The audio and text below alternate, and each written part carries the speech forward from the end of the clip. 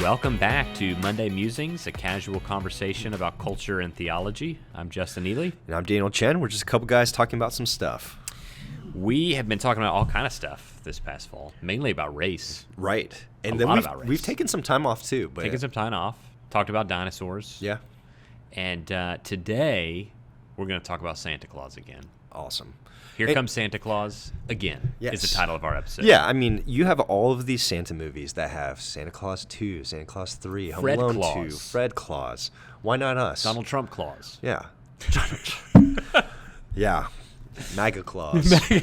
Yeah, why not us? And like most sequels, this one will be a little disappointing, but still good. Yeah. a little let I'm just down. kidding. It's worth. Yeah. No, so we actually, the reason we're doing this is because we got an email from one of our members, Alex, and she said she loved our previous episode. So thank you, Alex. Thank you, Alex. Tell your friends about this podcast. And she asked if we could update her and you guys as our listeners on what to do about that pesky Santa Claus and what we decided to do as our families, because we have more children now and they're older. And then if we would do a follow-up bonus episode, and that's what we're doing. So here we are. Because we have changed. We have. We were more so we were more on the same page. Yep. I think we've diverged a little bit. I think so. At least in practice. Yep. Yeah. So it'll be interesting. So our original episode on this was from December 8th, 2019. It's one of the first ones we ever did. Yeah, pre-COVID episode. Pre-COVID, Yeah. the world was a different place. It was. We didn't know who Anthony Fauci was. We didn't. And now we do. The vaccine Santa Claus. The vaccine. Anthony Fauci, yeah. So yeah, but before we get to it, we will begin today with the life hack. And I'm going to go first. So we hope you had a happy Thanksgiving. We were traveling to Hillary's family for Thanksgiving this year. So I didn't want to come back and have like Christmas decorations like waiting for me to come up. I just wanted to come back and rest. So we broke the rule, the American white person rule, that you can't do Christmas before Thanksgiving. And we put up our Christmas the weekend before Thanksgiving. And it made the weekend after a lot less stressful. That's great. So note for last year. I'm not for like Christmas in September or October. Right. But I'm like, so we have a fake tree, and we can get into why on a different episode. We do too. Yeah. It has something to do with something called the mantis. Different story for a different time. But I was like, I bought this tree, and I'm going to get 30 days of use of this tree every year. I want to get the full use of the tree. So if Thanksgiving, I don't remember, is Thanksgiving ever more than 30 days out? It should be, right? I think so, maybe. I'm like, give me 30 days. Yeah. So this time it was like 28 or 27 days. And I'm like, I'm going to get my full 30 days. Yep. And so we put up our tree and our stockings this year, but Meredith really wanted to, wait for the rest. So we kind of split it half and half, and it was nice. Nice. Yeah. That's awesome. It was a little Christmas spirit, but not too much. Not too much. It was enough where it made you look forward to it, but not enough where you felt like it was taking over Thanksgiving. Right. Got to have the separate holidays. But that'd be my life hack, is maybe consider the weekend before. Yeah. So what's your life hack? I'm for that. Yeah. I'm pro that. Thanks, man. Mine is something that has actually changed my life recently. Wow. I do not remember where I heard this. It was either the guys I worked out with or the guys in my D group. But one of them said their sibling or something or friend is a physical therapist. And they said that 80% of lower back pain is actually hamstring tightness. Interesting. And I oftentimes, especially after like running or working out, will wake up the next morning with lower back pain. It's not like excruciating pain, but it is very annoying, and I feel it all day. And I used to do all these things. I bought this like back stretcher thing. I try to stretch my back, and sometimes it would make it worse. And I just started stretching my hamstrings 5 minutes in the morning every day since I've heard this, and my lower back pain is gone. Beautiful. So, I mean, I'll wake up some mornings with it, but then I'll stretch. 10 minutes later, it's gone. That's awesome. And once again, maybe not for you if you have actual spinal issues, but what he said was true. You need to stretch your hamstrings, and it will help your lower back. I had no idea. That's a great life hack.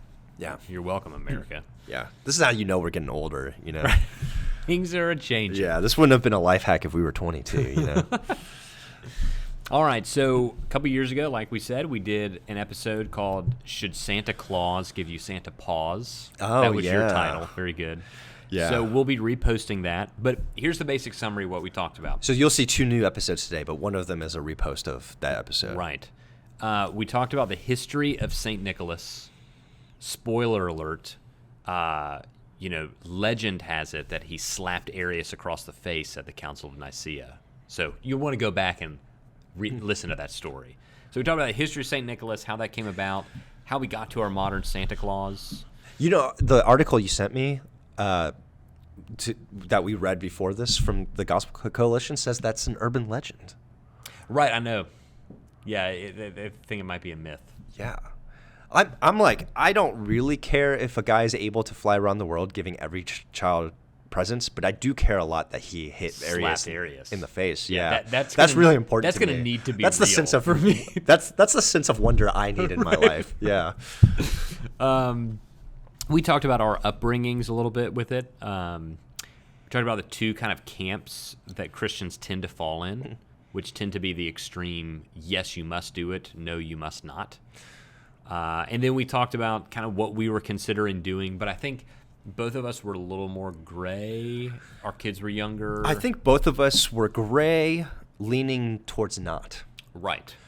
And so I think it might be a quick recap. I even love to hear. Give me a quick synopsis of your upbringing, and then what the 2 Christian responses are, and why this is an important topic for a lot of Christians. Yeah. So my upbringing was full in Santa Claus. The whole thing, everything you would think of stereotypical Santa Claus family. Right. That was us. We sat on his lap. We gave him milk and cookies. We full out belief on the reindeer and everything, right? And I think that the 2 responses you tend to get from Christians are either side 1, we cannot lie to our children, and Christmas is about Jesus, not about Santa. Right. Therefore, you must tell your children Santa's not real. Right. And don't make Christmas about Santa. And you're like, who actually holds that view? Reformed people. Right. Duh. The people that say you can't do anything. Yeah. Right. which is us, by the way. We're Reformed. But we don't necessarily hold this view. Right.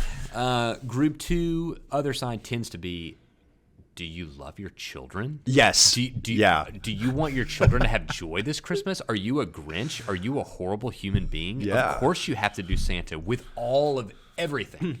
Right. That tends to be the 2 sides. Yeah. So your upbringing. My upbringing,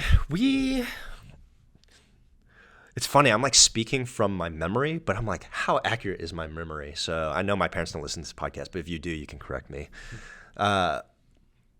We didn't do Santa, but at least we didn't make Santa a big thing. Like, we might have gotten like a gift or 2 from Santa, but I'm like, this is my mom's handwriting. So I'm 5, and I'm like, yeah, this is definitely my mom's handwriting. See, my parents even, like, they did it so seriously. Like, they wrote the Santa gifts like with their other hand. That's crazy. Yeah. Attention to detail. Yeah, it is attention to detail. Yeah, but it's like, yeah, we didn't really do it. And honestly, like, the way I grew up, we didn't get a lot of Christmas gifts because my parents are very generous, but they're not great gift givers in terms of like knowing what does a 7-year-old boy, a 9, a 7, and a 5-year-old boy want for Christmas. My parents weren't great at that, so they just gave us a lot of cash, which honestly was a great gift for adults, but not sure what to do with that when you're like 8, you know? So we didn't really do Santa, and I remember like, it never logistically made sense to me how Santa could even work. And I was telling you earlier too, I was like, I guess I was always like a STEM, like science, technology, engineering, math person. Right. And the idea of Santa was never like a sense of wonder. So that's a lot we talked about in the last episode was like that sense of wonder. Yep. And it never gave me a sense of wonder. That's interesting. Yeah. Yeah. Did it for you? It did, right? Oh, yeah. Oh, I mean, it was... People use the word magical, and that's absolutely the word that I would use. Yeah. I mean, it was a totally magical experience for me. That's great. Yeah. Yeah. Yeah. What was magical to me? Like Power Rangers. Like Love, like, that was like a sense of wonder. I'm like, man, I love a robot thing I can control around, fight bad guys or whatever. What was every boy's first crush? The pink Power Ranger. Pink Power Ranger. Naturally. Yeah. Sometimes a yellow, but usually the pink one. Let's just be honest, Yeah, and I'm like, did you notice how they matched the races of the characters to the color of the Power Ranger? I thought about saying it, and then I was like, we just did a 25-part series on it. I'll leave it, but I'm glad you went there. It was totally a thing. Yeah. Yeah. I mean, even like 7-year-olds were like, wait a second. Asian person, yellow Power Ranger. Right. Okay, so update on what you're thinking of doing, different, same, from what we talked about 2 years ago. Yeah, I think 2 years ago, I think for me, I was more on the side of like, you shouldn't add anything to like the Jesus story, right? Mm-hmm. You shouldn't lie to your kids. You shouldn't. I was more on that reform side that we talked about. Sure. Even like on a more theological level, I think I've lightened a lot on it actually, and I think you've helped me with that. I think a bad influence. Yeah, you presented, I think, Tim Keller's view, but just that idea of like, we talked about like Tolkien or C.S. Lewis. It's Tolkien and Lewis, yeah. Which therefore is probably Tim Keller's view. I don't know, but if Tolkien and Lewis believed it, Tim Keller probably does too. Right, for sure. That it's a sense of wonder, and we even read this article recently about how, this idea of Christmas is not just it's everything, right? Like this idea of like grace, it includes everything, and that Santa adds to it, doesn't take away. Very interesting view. I'll let you talk more about it. Sure. I would say I've lightened a lot my view on it, where I think I think I leaned more towards the side 2 years ago of like, you shouldn't. Like, it's a gray area, but you probably shouldn't. Right. I think where I would say is I'm more neutral now, where it's like, yeah, I think it's, if you're a Christian, go for it. Yeah. Why not? I don't think it takes away from God at all. Yeah. Right? Yeah. I think if you do some of the, and we talked about this in the last episode, some of the naughty or nice, like legalism stuff, yes, you're going too far. Yeah. But if you're just doing Santa brought you gifts on Christmas morning, that's I think that's perfectly fine and adds to that idea of wonder that you were talking about. I think my wife, she grew up in a household that was uber Santa everything, right? Right. And she really enjoyed it and really appreciate her parents for giving her that experience in a lot of ways. But I think she is like, she's just not super pro Santa. Maybe that's how I would put it. She's not like gun ho about Santa, even though she grew up with it. And I think for both of us, I don't know. Santa doesn't really do anything for me personally. I never had the experience myself. My wife isn't like super pushing it. My daughter is kind of like I was when I was a kid, and so we're still not doing it. So, but it's not because we think it's like sinful if you do. Sure, we've chosen not to do it because it's not because we think it's like we're lying to our kids if we do or anything like that. It's just more like practical. Like we give our kids 3 gifts: a big gift, a medium gift, and a book, and then stuff in their stockings. We do that for a couple reasons, but we don't want our kids having like 15 gifts each because we don't want 45 new toys in our house every year. But the other reason is because we have so many aunts and uncles and grandparents who want to dote on our kids. We end up getting a million gifts anyways. But then it's kind of like if you do that, then with so little gifts, it's like you get 0 gifts from parents, right? Or only 1 gift from Santa. That's not really a sense of wonder. Yep. But also, I said this in the last episode, but it still comes back to like I want my kids to know that those gifts are from me. Right. Like I worked hard this year, Yep. And I spent a lot of time thinking about which gifts you would want. Right. And Santa's not getting credit for that, But I think that's kind of what we've decided to do is what we do on Christmas morning.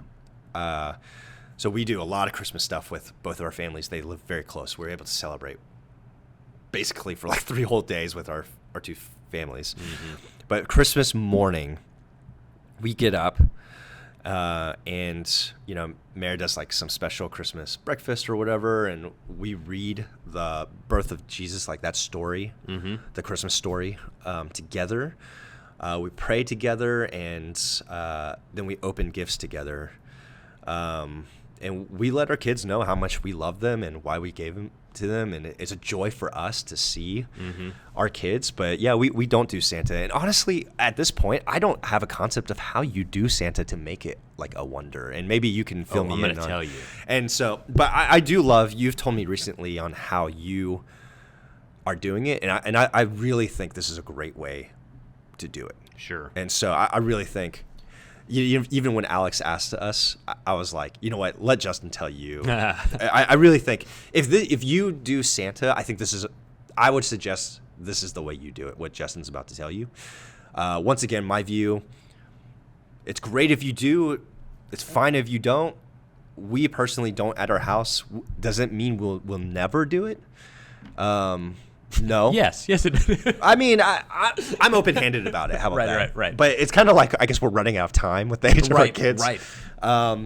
Like, I do wonder. I'm like, maybe we should go have like a picture taken of them with Santa, because I don't want my kids to ask what was my picture with Santa, and be like, we didn't do it. Yeah. But I will say it has been interesting navigating the questions. Who is Santa? Right. And so if you're wondering that, what we've kind of said is, and you kind of give a great answer too, but we kind of associate it to like, you know, it's like Elsa, right? Mm-hmm. Like it's a thing to, like, I don't even know for kids, like, is Elsa real to them? I'm not sure, but it's kind of like it's a character that it's a fun character that our society does together, kind of thing. Yeah. But we don't ever use the words like not real or fake or lie. Right. We don't use any of those words. Sure. Yeah. Sure. So, but we can talk about that later. But what do you guys do? So, yeah, like I said, I've given like a lot of thought to this. I just, a few kind of principles going into it. Number one, Christmas is about the incarnation of Christ. Right. That's what it's about. And that is the most wonderful news the world has ever known. And so Christian parents should do everything in their power to promote the wonder of the incarnation to your kids. So we should try to fill our homes with traditions and customs at Christmas time that help our kids experience and understand the wonder of the incarnation. So a few ways we do that. You know, when we put up the manger scene, I read the story. I have them put the characters. We talk about the story. That's cool. I like as that. we put up the manger scene. As we put up the Christmas tree, I don't think this is true, but I'm going with it anyway. I ask them, why do we put lights on a tree? Because at Christmas time we celebrate the light of the world has come, and the gospel is the good news that the light of the world was hung on a tree to pay for our sins, to bring us back to God. So don't know if that's true, but it sounds good. What do you do if you have a tree like mine, which the lights are already built in? Yeah, so is mine. So I just press the button and say, the lights are on the tree. By the way, absolutely get a tree with the lights built in. Yeah, don't put lights on. We also do, this is a great thing for young families, we do something called a Jesse tree. You can Google it. You can look it up on Amazon. The Jesse tree takes you from December 1st to December 25th. Basically through the lineage of Jesus. So it goes creation to Christ, but it's basically Jesus' ancestors. And so you're putting an ornament on the Jesse tree each day. So it'll be like Adam, Noah, Abraham, and it goes through, and you read the story, and you're anticipating the arrival of Christ. Yeah. All those things, like you, Christmas morning, we're going to read the story of the birth of Christ, pray together before present. So I think Christian parents should do everything in their power to help teach our kids the amazement of the Christmas story and the incarnation of Christ. I also think along with that, Christmas is about generosity in the sense that the greatest gift we've ever received is Christ. Right. And Christmas is first and foremost about God's generosity to us. And then as a response to that, our generosity to others. And I think in that sense, it is good to look for examples of the Christian life and examples of generous living. Right. And I think the true historical figure of St. Nicholas is one of the greatest examples of what it looks like when a Christian takes seriously the command to be generous, to care for others, to love your neighbor.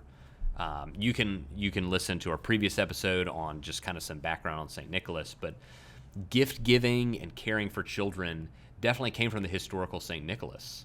And God being generous to us should be mirrored in our generosity toward others, and he's a great example of that. So I think stories about real people doing acts of kindness is a great way to add to the wonderment of Christmas and to what it means to practically live out Christmas as a response to God's grace to us, right, being generous to others. So those are kind of two foundations, right? One, we should promote the wonder of the Incarnation. Two, examples of generosity are a good thing in the lives of our children. And then I'd say three, the value of myth shouldn't be understated in teaching truths. So again, you can hear more about this in the previous episode from 2019. But myths, and Tolkien and Lewis got into this, there's like a primary truth that is true in every myth, and there's a secondary truth that's like not true. Right. So like Chronicles of Narnia like didn't happen. Right. But there are things in Narnia that teach us about like a love that never lets us go and a desire to find permanence and to like live forever in a sense. Like these things find their truth in the gospel. And so I think myths can sometimes teach us truths about the gospel that sometimes just like propositional truths can't. There's a great story of this young girl who wrote a letter to C.S. Lewis saying that she felt guilty because she felt like she loved Aslan more than Jesus. And what should I do about this? And Lewis replied to this little girl and said, it's actually not possible because all the things that you love about Aslan are actually true of Jesus. Aslan just points you that way. Now, obviously, Lewis is a Christian who wrote Narnia from a Christian view with Aslan being the Christ character. Right. But I think there's something true about there's something about Narnia that actually helped that girl understand Jesus. The feeling she had toward Aslan actually helped her understand something about how we should feel toward Christ. And you can obviously go down a dangerous road on that, right? No doubt there. But I think there are elements of the Santa myth that are helpful in helping us understand the wonder of Christmas. And I think as a parent, you can feel free to leverage that. I think the naughty or nice list is total bullcrap. Right. And I don't think you should touch that with a 10-foot pole. Right. I think that promotes moralism, behavioralism, anti-gospel. Right. And it just is bad. Like, I don't want my kids to think they get gifts because they're good. I want them to know they get gifts because I love them. Right. So, and then don't give your kids coal, but maybe do think about giving your kids some gasoline, which will in 10 years be worth like so much money, millions of dollars probably. Yeah. So I think all that to say, I just remember like. Again, I think it's Tolkien and Lewis talk about the eucatastrophe. They call the gospel the eucatastrophe, which is the great turn that we experience in life, where it seems opposite of everything that we were expecting to happen. Right. And that's what Christmas morning was for me. I mean, coming down the stairs on Christmas morning was and is a like feeling and experience I will never forget. And that is exactly how I should feel about the gospel, right, and what Christ has done. Like I know how I should feel about the gospel, in part by how I did feel on Christmas morning. it's the good news, you know. So how did your parents do gifts? Or how do you guys do it? So do you like put all the gifts out beforehand, or you put out half, or you just have some gifts and then Very you put the few rest? gifts were out before Christmas morning. Okay. And so we woke up and it was like a transformed environment. And how many gifts each did you guys do? Oh gosh, too many. So we talking like 5, 10, 15? Like, give me a range. Oh, we're probably talking closer to the 10 to 15 range. Wow, okay. Yeah, it was crazy. Yeah. I think that if I had my parents on the podcast, I don't know, they may say they would do it differently, or they may say, no, that was awesome, worth every penny. Right. So yeah, I think when it comes to myth, right, one of the feedback is, well, you know, you don't tell your kids that the Chronicles of Narnia is real, but people do that with Santa. Fair enough. Point taken. But I'd also like Hannah right now, she's almost 4. She's like all into Peter Pan right now. So she wants me to be Peter Pan all the time, and she's like, she quote the disclaimer all the time now. She's John, so I have to explain gender identity to her every single time. You're not a boy. You can't be a boy. I'm just kidding, kind of. But like, I don't tell her when we're playing Peter Pan every time, like, hey, I just want you to know, like, this is not real. Right. And I am not Peter Pan. I'm your father. Like, I don't tell her that. I play Peter Pan with her, right? Right. So I think there's a value in like the wonder of a child and the imagination of a child. Santa Claus can be an acted out version of that. Yeah. I think you do have to be careful with being a truth teller. So here's how we do it. All that to say, all those things added up. Here's how we do it. We sit on Santa's lap. We spend most of our time talking about Jesus, the birth of Christ. We make it clear that's what Christmas is about. Right. But Santa's on TV. He's in the mall. So we'll sit on his lap. We get pictures. We laugh at how they freak out and cry, and take a bunch of pictures. Show it at their wedding slideshow one day. And I talk a lot about the historical St. Nicholas and how St. Nicholas was a pastor in Turkey hundreds and hundreds of years ago, who loved Jesus, who loved the Bible, who worshiped Christ, and out of a love for Christ gave gifts to children. And then I just make a pivot that's a minor thing, and I say, ever since then, Santa Claus has been coming to give gifts to children all over the world. So I just pivot from the historical St. Nicholas to Santa Claus. And then we will do like one Santa gift, like the big gift will be a Santa gift in the morning. Christmas morning will be from Santa. And then we do other gifts from us, and we also give them some books and stuff. So say again, how many gifts from Santa? One. Oh, just one. Interesting. One gift from Santa, but it'll probably be the big one. Okay. But I'm actually going to take the opposite approach. I'm going to play the long game here, and I'm going to rejoice that the coolest gifts don't come from me, and they think it's from Santa. And here's why. We're going to wait until when they get a little older and they start asking questions. We're going to pull them aside and go to breakfast or lunch just with that child. And I forgot who I got this from, but we're going to compliment them on the growth that we've seen in them in the last year and how they're growing up and becoming a big girl, and compliment character qualities and different things like that. And say, because of all of these things, we think you're finally ready to know the secret. And the secret is, St. Nicholas, like we've taught you, was a true person and a real person. And we've always said, ever since St. Nicholas, Santa Claus has been coming to give gifts to children all over the world. And the truth is, we're all Santa Claus, and we all have the opportunity to be that for someone else.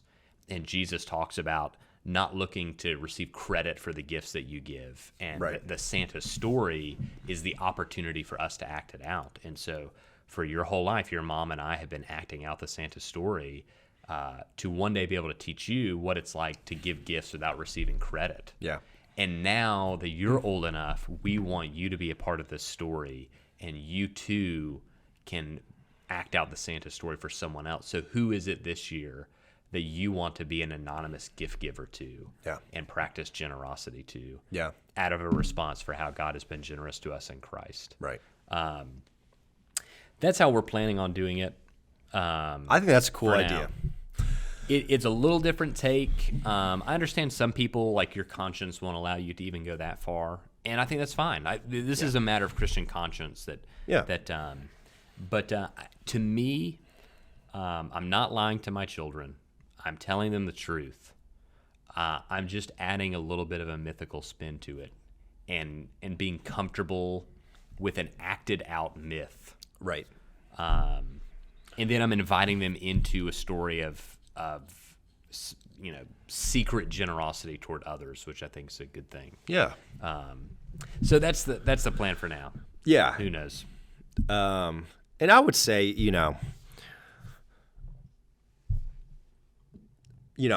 we like to try to land in the middle in a lot of these things. And so if you're like, you can't do Santa because you're like lying to your kids, I guess it's possible that some parents just straight up lied to your kids, but I'm like, I'm like, don't do that. Yeah, I would say don't lie to your kids. Yeah, but I would say, look, you can do this in a way where it's where you're pointing back to Christ. Right. It's just another thing that points back to Christ. Right. And so maybe you should calm down a little. And for the other people that are like, you are stealing your kids' joy. I'm like, you don't know my kids. Right, and get out of here. Greatest joys in Jesus. Yeah. Stop. The real Saint Nicholas would slap you in the face. Right. Exactly. Yeah. And so I would say, I think there's just some gray area into, I would encourage whatever your family decides, just do that to the glory of God. Yeah. I think wherever you land, do it to the glory of God. It's like, I think, like, if you can take the principles of Christmas is about Christ, and you should not lie to your children. Right. Take those two, stay in between those. Yeah. Go for it. Yeah. And then if your kid asks why Santa smells like cigarettes, like at the mall, what do you tell them? No, I'm just kidding. My parents, like I said in the past episode, they would have an answer to everything, and so because you realize, like, hey, this guy looks different than the Santa at the other mall. How are they both there? And my parents would be like, Santa has many helpers, and he has some people that pretend to be him, but I think the one you saw was the real one. And every time I'd be like, I think you're right. What a stupid kid, This was like 5 years ago, right? No, yeah, I finally found out 2 years ago. It really broke me. So yeah, we hope this was helpful. We'd love to hear your stories on how you do or don't do Santa Claus, what you do regarding Christmas traditions to keep Christ central in your home. But it's a great season to really promote the wonder of Christ. And so if that's our focus, everything else is periphery. I think one thing that is wrong that some like Santa families do is they make Christmas about Santa. Right. I'd say in wisdom and Christian parenting, if you choose to have Santa a part of your Christmas, that's a choice of conscience, right? We have chosen that. But don't make Christmas about Santa. Yeah. If you want him to be a part of it, that's up to you. But it's about Jesus. Yeah. That's not up to you. Right. It's his birthday. Right. So good conversation, good topics. Yeah, so we'd love to hear from you. You can let us know at info@christfellowshipga.org. And we look forward to talking to you next week.